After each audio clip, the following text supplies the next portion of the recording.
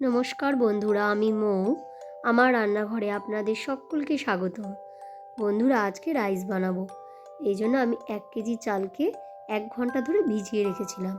এরপরে আমি হাঁড়ি বসিয়ে দিয়েছি, জল গরম হয়ে গেছে। এরপরে ভালো করে ধুয়ে রাখা চালটা আমি এর মধ্যে দিয়ে দিলাম।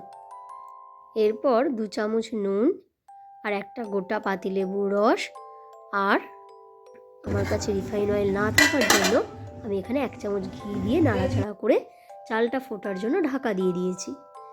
দেখুন বন্ধুরা, এবার আমার চালটা ফুট খেয়ে গেছে। এরপরে আমি এর মধ্যে কেটে রাখা গাজর, বিনস আর মটরশুঁটি দিয়ে দিলাম। দিয়ে এবার চালটা সিদ্ধ হওয়ার জন্য অপেক্ষা করব।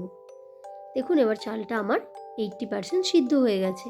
এবার চালের ফ্যানটা ভাতের ফ্যানটা আমি ঝরিয়ে নেব। এবারে ভাতের ফ্যানটা ঝরিয়ে নিয়েছি। দেখুন বন্ধুরা, ভাতটা কিরম ঝুরঝুরে হয়েছে। এরপর আমি রাইস বানানোর জন্য একটা হাঁড়ি বসিয়ে দিয়েছি।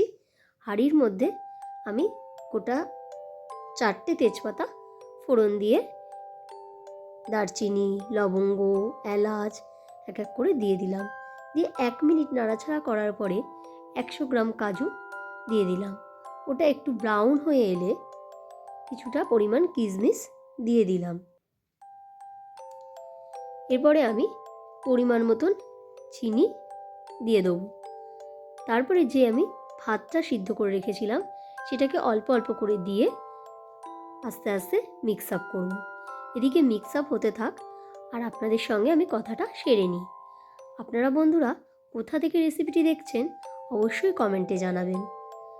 আর রেসিপিটি ভালো লেগে থাকলে লাইক, কমেন্ট, সাবস্ক্রাইব করে দেবেন। দেখুন বন্ধুরা, রাইসটা মেশানো হচ্ছে। হ্যাঁ বন্ধুরা, এখানে আমার একটা কথা বলা হয়নি।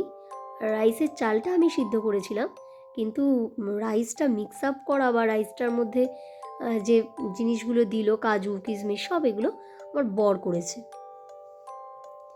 এরপরে দেখুন আমার রাইসটা তৈরি হয়ে গেছে। এরপরে আমি এই রাইসটাকে একটা প্লেটের মধ্যে দিয়ে গরম গরম মটন কষার সঙ্গে পরিবেশন করব। খেতে কিন্তু দুর্দান্ত হয়েছিল। আপনারাও বন্ধুরা এভাবে বাড়িতে করুন আর কমেন্টে জানান আপনাদের রেসিপিটি খেতে কেমন হয়েছিল।